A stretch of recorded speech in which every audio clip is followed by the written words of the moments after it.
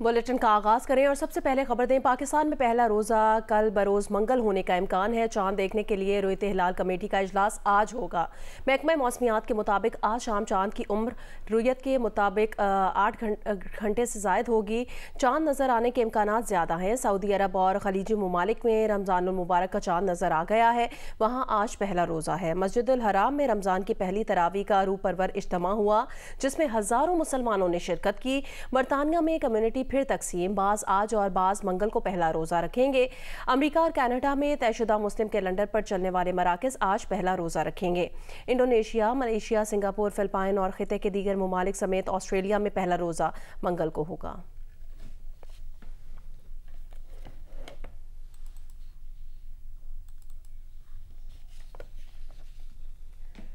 साबिक सदर आरिफ अलवी ने कहा कि उन्होंने कोई गैर आइनी काम नहीं किया। अवामी मैंडेट की कदर की जानी चाहिए। अगर किसी को आर्टिकल 6 के तहत मुकदमा चलाना है तो चलाएं। आरिफ अलवी का कहना है कि मैंने मना किया था कि असम्बली से ना जाएं, केपी के असम्बली ना तोड़ें। 9 मई के वाक़यात की तहकीकात होनी चाहिए। बानी तहरीक इंसाफ उनके लीडर थे, हैं और रहेंगे। रिपोर्ट करेंगे कामरान रजी।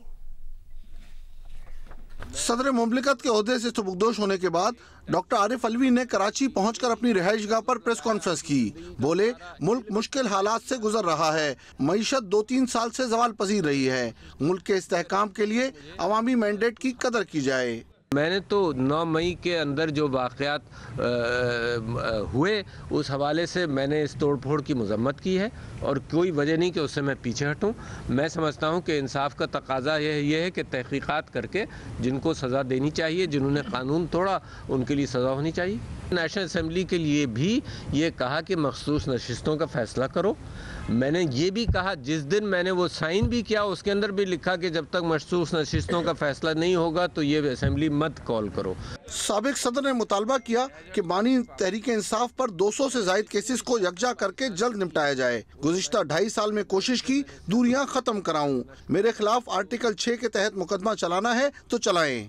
अगर लोगों के इल्ज़ामात हैं तो कोर्ट भी मौजूद है, अदालत भी मौजूद है। अदालत में जाएं कि मैंने हल्फ नहीं लिया था, है ना। उस वजह से जो कुछ हो सकता है वो कहें। और आर्टिकल 6 के तहत अगर मुकदमा चलाना है तो वेलकम, चलाएं। वो मेरे लीडर हैं और जो कुछ भी हुआ उसमें मैंने प्रेसिडेंसी के दौरान भी यही कहा कि इमरान खान साहब मेरे लीडर हैं, मेरे लीडर रहेंगे और मेरे लीडर होंगे। तो आज भी वो मेरे लीडर हैं। डॉक्टर आरिफ अलवी ने कहा कि असम्बली छोड़ने और केपी असम्बली ना तोड़ने का मशवरा दिया था। मुल्क के इस्तेहकाम और मईशत के लिए जरूरी है कि एक दूसरे को जोड़ा जाए। पाकिस्तान को जोड़ने के लिए सियासी लोग और इस्टेब्लिशमेंट अपना किरदार अदा करे। Chief justice of Pakistan justice Qazi Faez Isa के खिलाफ रेफरेंस से मुतालिक सवाल पर आरिफ अलवी ने कहा कि वो ये रेफरेंस नहीं भेजना चाहते थे। कैमरामैन शेर जमीर के साथ कामरान रजी, जियो न्यूज़, कराची। विफाकी काबीना आज दोपहर हलफ उठाने का इम्कान है। ज़राए का कहना है कि विफाकी काबीना की तश्कील पर मुशावरत मुकम्मल हो गई है। इसहाक डार को वज़ीर ख़ारजा, आज़म नज़ीर तारड़ को वज़ारत कानून और अताउल्लाह तारड़ को वज़ारत इत्तलात का कलमदान दिया जाएगा। अब्दुल अलीम खान और अमीर मकाम को भी विफाकी काबीना में शामिल किए जाने का इम्कान है। MQM को विफाकी काबीना में 2 वज़ारतें दी जाएंगी। ख्वाजा आसिफ को वज़ीर दिफा, मुसद्दिक मलिक को पेट्रोलियम का कलमदान दिया जाएगा। शिजा फातमा ख्वाजा को IT, मोहम्मद औरंगजेब को ख़जाना, मोहसिन नकवी को वज़ारत दाखिला का कलमदान दिया जाएगा। तारिक फातमी को मुआवने ख़ुसूसी बराए ख़ारजा मुकर्रर करने और आहत चीमा को मुशीर बराए इस्टेब्लिशमेंट बनाने का फैसला किया गया है। जाम कमाल खान और चौधरी सालिक हुसैन भी विफाकी काबीना में शामिल होंगे। ज़राए का ये कहना है नई विफाकी काबीना आज दोपहर 3 बजे हलफ उठाएगी।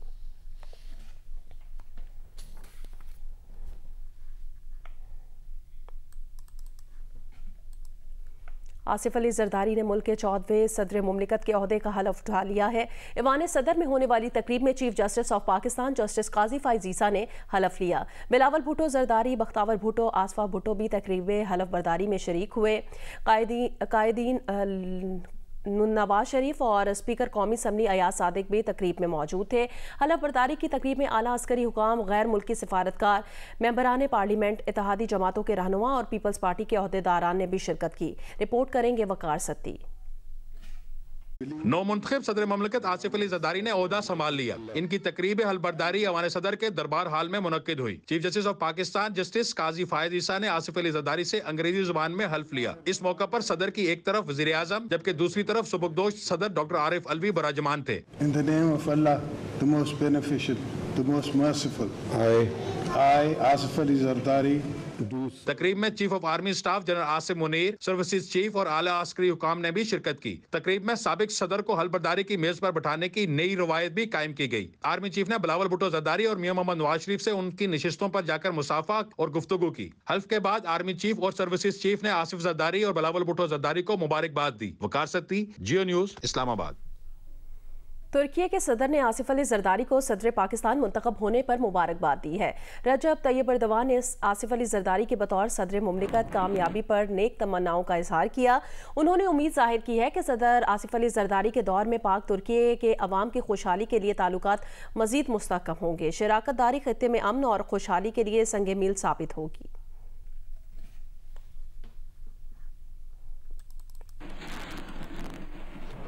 वज़ीर आला बलोचिस्तान सरफराज बुगटी ने हथियार फेंक कर कौमी धारे में वापस आने वालों के लिए आम मुआफ़ी का ऐलान कर दिया है। जियो न्यूज़ के प्रोग्राम जिरगा में बात करते हुए सरफराज बुगटी ने कहा, पहाड़ों पर मौजूद लोग हथियार फेंक कर वापस आएँ और जिन लोगों का नुकसान किया कबायली रिवायात के मुताबिक तस्फिया कर लें। बरहमदाग बुगटी और हरबियार मरीज समेत सब के लिए हुकूमत के दरवाजे खुले हैं। तमाम उन लोगों के लिए जो वापस आना चाहते हैं, कौमी धारे में शामिल होना चाहते हैं, उनके लिए आम माफ़ी का ऐलान है। सिर्फ़ एक छोटी सी शर्त है कि जिन्होंने जिन लोगों का नुकसान पहुंचा है उनका, हमारे यहाँ ट्राइबल सोसाइटी है, एक ट्राइबल तरीक़ाकार है, ट्राइबल कल्चर है, उसको हर कोई जानता है। वो जो पहाड़ों पे हैं वो भी जानते हैं, जो शहीद हुए हैं वो भी जानते हैं। आगे बढ़े खबर दें, शिमाली वजीरिस्तान के इलाके शिवा में कुदरती गैस की दरियाफ्त हुई है। इलाके में दरियाफ्त शुदा गैस को साफ करके SNGPL को मुंतकिल करने के लिए प्रोसेसिंग प्लांट भी लगाया गया है। इस गैस के नेशनल ग्रिड में शामिल होने से 5% तक मुल्क में गैस की कमी को पूरा किया जा सकेगा। तफसीलात देखिए जियो न्यूज़ की नुमाइंदा जरमीन जहरा से। जी बिल्कुल, इस वक्त हम मौजूद हैं शुमाली वज़ीरिस्तान के इलाके शिवा में, जहां पर माड़ी पेट्रोलियम कंपनी की जानिब से 2 कुओं की खुदाई की गई। पहले कुएं की खुदाई जो है 2022 में वहां पे आगाज़ किया गया और दूसरे कुएं की जो खुदाई है वो जनवरी 2024 में वहां से गैस जो है वो दरियाफ़्त की गई। 2024 में बताया जा रहा है जनवरी में 4577 मीटर तक खुदाई की गई। जो गैस जो हासिल की जाएगी दरियाफ़्त हुई है, जो कि नेशनल ग्रिड के रिक्वायरमेंट का तकरीबन 5% तक बनती है। मेरे कैमरा में साजिद तारिक अगर थोड़ा सा दिखा सकें इस जानिब, तो यहाँ पर जो प्लांट है वो लगाया गया है, प्रोसेसिंग का प्लांट है जो कि गैस को साफ़ करके SNGPL को मुंतकिल करेगा। यहाँ पर कुछ इंजीनियर्स मौजूद हैं, मजदूर यहाँ पर मौजूद हैं और सबसे अच्छी बात ये जो यहाँ पर बताई जा रही है, MPCL के अलावा यहाँ पर लोकल जो लोग हैं, मकामी लोग, शिवा गाँव से लोग जो हैं वो यहाँ पर मौजूद हैं। हमने इन लोगों से बात भी की है। इनका ही बताना है कि इनके पास रोज़गार के मौके नहीं थे। जब से ये प्लांट यहाँ पर लगा है लोगों को रोज़गार के मौके मैसर आ रहे हैं। बहुत सारे, तकरीबन बताया जा रहा है कि 90% जो लोग हैं वो मकामी हैं, जो कि यहाँ पर अपने काम जो है वो सरंजाम दे रहे हैं। 73% तक गैस पाइपलाइन में मुंतकिल करने का जो काम है वो मुकम्मल कर लिया गया है और ये उम्मीद की जा रही है कि जल्द ही ये काम जो है यहाँ पर मुकम्मल हो जाएगा और ना सिर्फ लोगों को यहाँ पर रोज़गार मैसर आएगा बल्कि पाकिस्तान की एनर्जी की ज़रूरत को जो है वो भी पूरा किया जा सकेगा। मुल्क भर में रमज़ान की आमद से पहले अशिया खुरोनोश की कीमतों में इजाफे से शहरी शदीद मुतासिर हो रहे हैं। महंगाई के सताए अवाम ने हुकूमत से मुनाफा खोरों के खिलाफ फौरी और मौसर कार्रवाई का मुतालबा किया है। तफसील बताएंगे खैबर पख्तूनख्वा के ज़िला स्वात से महबूब अली, लकी मरवत से अपडेट करेंगे अदील मरवत, पंजाब से गोजरा से साकिब महमूद भट्ट और सिंध के ज़िला सखर से अपडेट करेंगे यासिर फारूकी और पटीदन से अपडेट देंगे गुलाम हैदर आकाश। जी बिल्कुल, रमज़ान मुबारक के आमद से पहले ही स्वात में अशियाए खुर्दनोश की कीमतों में हौशरवा इजाफा हो गया है, जिसके बाइस शहरियों की मुश्किलात मज़ीद बढ़ गई है। हम अगर सब्ज़ी की बात करें तो टमाटर आज 180 रुपये फ़ी किलो, इस तरीके से आलू 70 रुपये, जबकि प्याज जो है वो 280 रुपये फ़ी किलो के हिसाब से फ़रोख्त किया जा रहा है। इस तरीके से गाजर जो है वो 100 रुपये फ़ी किलो के हिसाब से फ़रोख्त की जा रही है। हम अगर फ्रूट्स की बात करें तो सेब जो है वो 350 रुपये फ़ी किलो के हिसाब से फ़रोख्त किया जा रहा है, जबकि केला और माल्टा जो है वो भी तरतीब 400 और 200 रुपए के हिसाब से फ़रोख्त किया जा रहा है। माह सियाम की आमद और अशियाए खुर्दनोश के दाम 7वें आसमान पर। शहरी जो पहले ही महंगाई की दुहाई दे रहे थे, रमजानुल मुबारक के करीब आते ही अशियाए ज़रूरिया की कीमतों में इजाफे पर बिलबिला उठे। 120 रुपए किलो प्याज 300 रुपए में फरोख्त होने लगा तो फलों की कीमतों को भी पर लग गए। साल भर 70 रुपए से 100 रुपए तक मुयसर केला अब 250 रुपए दर्जन तक फरोख्त होने लगा। शाम की आमद है और मार्केट में अशिया खुर्दोनोश की जो कीमतें हैं वो आसमानों से बातें कर रही हैं। फलों की कीमतें हो, खजूरों की कीमतें हो, सभी को फर लगे हैं। लोगों का हुकूमत से यही मुतालबा है कि जो प्राइस कंट्रोल कमेटी है उनको फ़ाल करते हुए जो गवर्नमेंट के मुकर्रर करदा निर्ख है उन पर अमल दरामद यकीनी बनाया जाए। जी बिल्कुल, माह रमज़ान की आमद के साथ ही सक्खर की सब्जी मंडी में सब्जियों की कीमतों में भी इजाफा हो गया है, जिसके बायस यहाँ आने वाले खरीदारों को खासी मुश्किलात का, दुश्वारी का सामना करना पड़ा है। इन खरीदारों से जानते हैं, हर चीज़ जो है ना आसमान से बात चीज़ कर रहे हैं, वो प्याज है, आलू है, सब्जियाँ दुगने रेट पर कर दी गई हैं। 100 रुपये पाव आज हरी मिर्च बता रहे, क्या ले 200-250 रुपए पे प्याज है। आलू देखें तो वो जिसको रोज मामूल का है वो भी इतना महंगा, हर चीज को आग लगी हुई है। यहाँ आने वाले खरीदारों का कहना है कि उन्हें उम्मीद थी कि रमजान में सब्जियों की कीमतें कम होंगी, लेकिन हर साल की तरह उन्हें इस साल भी मायूसी का सामना करना पड़ा है। जी बिल्कुल, रमजान मुबारक की आमद है, ताहम महंगाई उरूज पर पहुँच चुकी है। अशिया खुर्दोश की कीमतें हो, सब्जियों की बात की जाए या फ्रूट की बात की जाए तो उनकी कीमतें रमजान मुबारक से पहले ही आसमान पर पहुँच चुकी है। अगर बात की जाए प्याज की तो वो 100 रुपये इजाफे के साथ 250 रुपये किलो में फरोख्त किए जा रहे हैं। 50 रुपये इजाफे के साथ 200 रुपये किलो में टमाटर फरोख्त किए जा रहे हैं। इस तरह अगर बात की जाए फल फ्रूटों की तो उनकी कीमतें भी आसमान से बातें कर रही है। लोगों का मुतालबा है कि जिला इंतजामिया को चाहिए कि रमजान मुबारक से कबल ही इस महंगाई पर कंट्रोल करने के लिए, सब्जी फल फ्रूट की कीमतों पर कंट्रोल करने के लिए फौरी तौर पर प्राइस कंट्रोल कमेटियाँ फाल की जाएँ ताकि आवाम को रिलीफ मिल सके। मुल्तान में रमजान निगहबान पैकेज के तहत राशन घर घर पहुंचाने की बजाय शहरियों को लंबी लंबी लाइनों में लगाकर राशन फराहम किया जा रहा है। तफसील बताएंगे जियो न्यूज़ के नुमाइंदे इमरान चौधरी। जी, पंजाब हुकूमत के रमज़ान निगहबान पैकेज के तहत मुल्तान डिस्ट्रिक्ट में मुस्तहिक अफराद को राशन तकसीम करने का सिलसिला जारी है, लेकिन तमाम दिन मुस्तहिक अफराद जो है वो लाइन में उनको लगना पड़ता है और उसके बाद उनको राशन बैग्स दिए जाते हैं। मुस्तहिक अफराद का ये कहना है कि पंजाब हुकूमत की जानिब से एक बड़ा अच्छा ऐलान किया गया था कि उनको घरों तक जो है वो राशन बैग पहुँचाए जाएंगे, लेकिन ऐसा नहीं हो रहा। उन्होंने ये मुतालबा किया है कि उनको राशन बैग जो है वो घरों तक ही पहुँचाए जाएँ ताकि तमाम दिन वो लंबी लंबी लाइनों में खड़े होने से वो बच सकें। डिस्ट्रिक्ट मुल्तान में मजमूई तौर पर 3,60,000 से ज़ायद अफराद में राशन बैग्स तकसीम किए जाने हैं, जिनमें से 60,000 अफराद में राशन बैग तकसीम किए जा चुके हैं, जबकि बाकी अफराद में भी मरहलावार राशन बैग्स तकसीम किए जा रहे हैं। जी, वज़ीर आला पंजाब मरियम नवाज़ ने रमज़ान निगहबान पैकेज की घरों में तरसील की डिजिटल मॉनिटरिंग करने और घर में तरसील की इतला भी डैशबोर्ड में शामिल करने की हिदायत कर दी है। उन्होंने कहा कि अवाम को उनका हक दहलीज पर पहुँचाना चाहते हैं, रुकावट या गफलत बर्दाश्त नहीं करेंगे।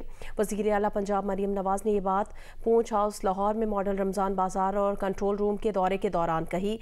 उन्होंने डिस्ट्रिक्ट डैशबोर्ड और PITB के डैशबोर्ड का मुशाहिदा किया और कीमत ऐप डैशबोर्ड का भी जायज़ा लिया।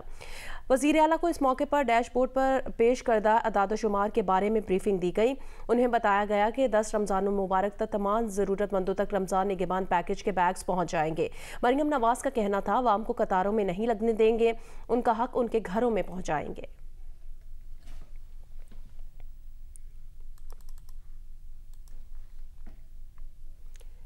वज़ीर आला खैबर पख्तूनख्वा अली अमीन गंडापुर ने कहा कि गैर कानूनी तरीके से तोशाखाना से चीज़ें लेने वाले आज सदर और वज़ीर आज़म हैं। मुबैना इंतखाबी धांधली के खिलाफ पेशावर में जलसा आम से खिताब में कहा कि इंतखाबात में धांधली हुई, कमीशन बनाकर इसकी तहकीकात की जाए। मखसूस सीटों पर जो आइन की खुली खिलाफ वर्जी कर रहे हैं, जो आइन को बार बार तोड़ रहे हैं, किसी को परवाह ही नहीं है। चीफ इलेक्शन कमिश्नर आर्टिकल 6 की सजा इनको ज़हन में नहीं आ रही। जो लोग मुर्तकब हुए हैं इस आइन को तोड़ने के, इंशाअल्लाह उनको आर्टिकल 6 के मुताबिक सजा दी जाएगी।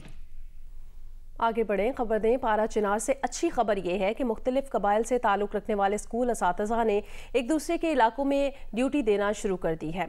असातिज़ा ज़िला इंतज़ामिया और उमाइदीन के हमरा 10 माह बाद अपने स्कूल्स में ड्यूटी के लिए पहुंचे तो तलबा और वालिदैन ने गर्मजोशी से इस्तकबाल किया। तफसील बताएंगे जियो न्यूज़ के नुमाइंदे अली अफजल अफजाल।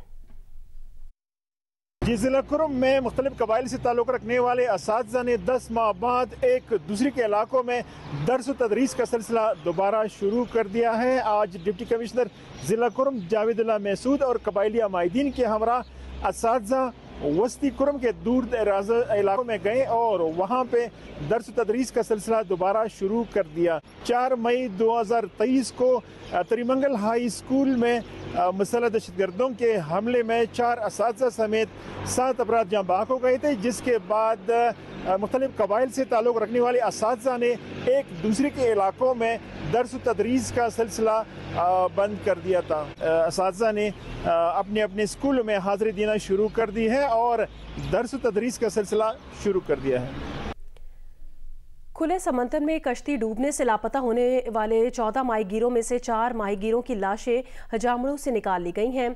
चारों लाशों की शनाख्त भी कर ली गई है। कराची की खुले समंदर में डूबने वाली कश्ती के 4 माहीगीरों की लाशें निकाल ली गई हैं। कश्ती डूबने के नतीजे में 14 माहीगीरों की तलाश के लिए ऑपरेशन जारी है। मिलने वाली चारों लाशें कोरंगी सर्दखाने मुंतकिल की गई हैं। लाशों की शनाख्त शकील, हुसैन हाशिम और आलम के नाम से हुई हैं। मुतवफ़ी शकील जुमा गोट इब्राहिम हैदरी का रिहायशी था। पाक बहरिया, सिंध फिशरीज और फिशरमैन कोऑपरेटिव सोसाइटी मिलकर तलाश का अमल जारी रखे हुए हैं। महकमा livestock and fisheries Sindh की जानिब से लवाहिकीन की इमदाद की जाएगी।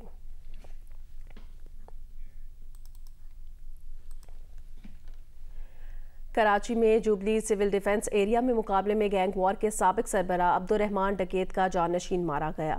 DIG साउथ असद रजा के मुताबिक जुबली सिविल डिफेंस एरिया में पुलिस ने मोटरसाइकिल सवार 2 मशकूक अफराद को रुकने का इशारा किया तो मुलजिमान ने पुलिस पर फायरिंग कर दी। पुलिस की जवाबी फायरिंग से एक डाकू हलाक, दूसरा जख्मी हो गया।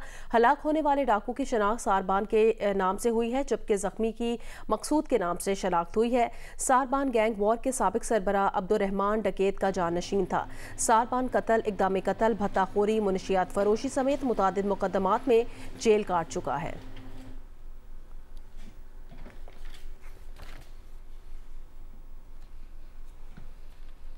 जियो स्पोर्ट्स में आपको बताएं कि पाकिस्तान सुपर लीग में एक और सनसनीखेज मुकाबला हुआ। कोयटा ग्लैडिएटर ने लाहौर कलंदर्स को आखिरी गेंद पर शिकस्त देकर प्ले ऑफ में क्वालिफाई कर लिया है। ऑलराउंडर वसीम जूनियर ने शाहीन शाह अफरीदी को छक्का लगाकर टीम को 6 विकेटों से फतह दिलाई। साउद शकील ने नाकाबिले शिकस्त 88 रन स्कोर किए। कराची के नेशनल बैंक स्टेडियम में खेले गए मैच में लाहौर कलंदर्स ने पहले बैटिंग करते हुए 4 विकेट पर 166 रन स्कोर किए। अब्दुल्ला शफीक ने 59 रन की इनिंग्स खेली, 2 छक्के और 3 चौके लगाए। कप्तान शाहीन अफरीदी ने 5वें नंबर पर बैटिंग करते हुए 55 रन बनाए। 4 छक्के और 2 चौके उनकी इनिंग्स का हिस्सा बने। अबरार अहमद ने 2 विकेटें हासिल की। जवाब में कोयटा ग्लैडिएटर्स ने हदफ आखिरी गेंद पर वसीम जूनियर के शाहीन अफरीदी को लगाए गए छक्के की बदौलत हासिल किया। ओपनर सऊद शकील ने 88 रन की नाकाबिले शिकस्त इनिंग्स खेली। इस जीत के बाद और मजमूई तौर पर 11 पॉइंट्स के जरिए कोयटा ग्लैडिएटर्स प्ले ऑफ में क्वालिफाई करने वाली चौथी और आखिरी टीम भी बन गई। पाकिस्तान सुपर लीग 9 की फ्रेंचाइज लाहौर कलंदर्स के COO समीन राना का कहना है टीम ने अच्छा खेला। उन्हें इस बात पर फख्र है, कम वसाइल के बावजूद लाहौर कलंदर्स ने परफॉर्म किया। मायूसी बिल्कुल नहीं है। देखिए, मायूसी मुझे उस वक्त होती जब हमारी टीम वहाँ पे फाइट ना करती। As an owner, as a manager, I can't ask for more.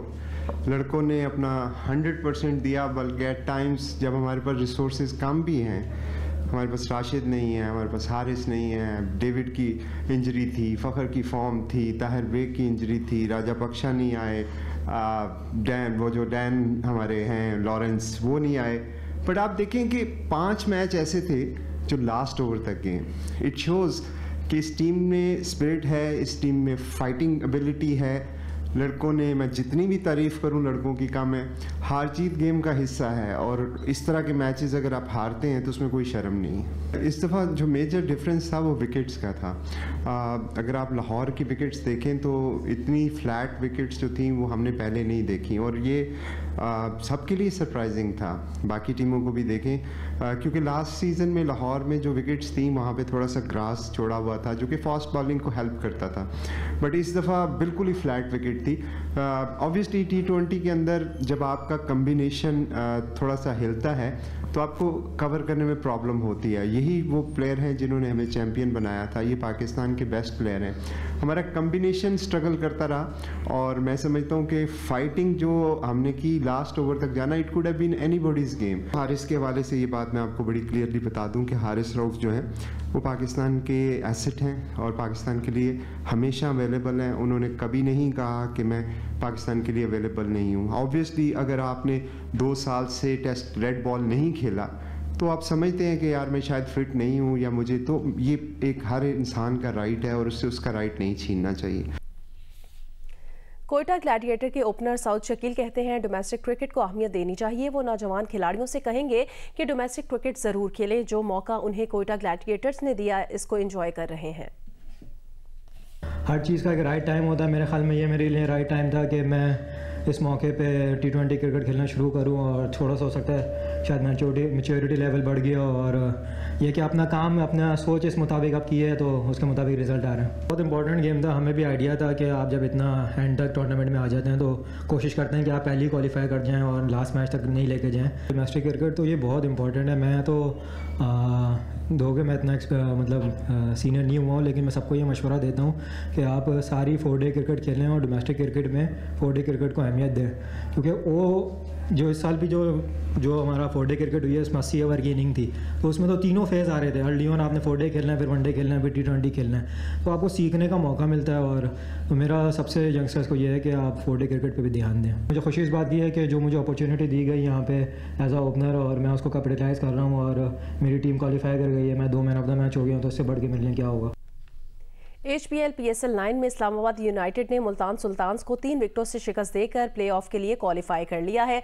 229 run का हदफ इस्लामाबाद यूनाइटेड ने सनसनीखेज मुकाबले में आखिरी गेंद पर हासिल किया।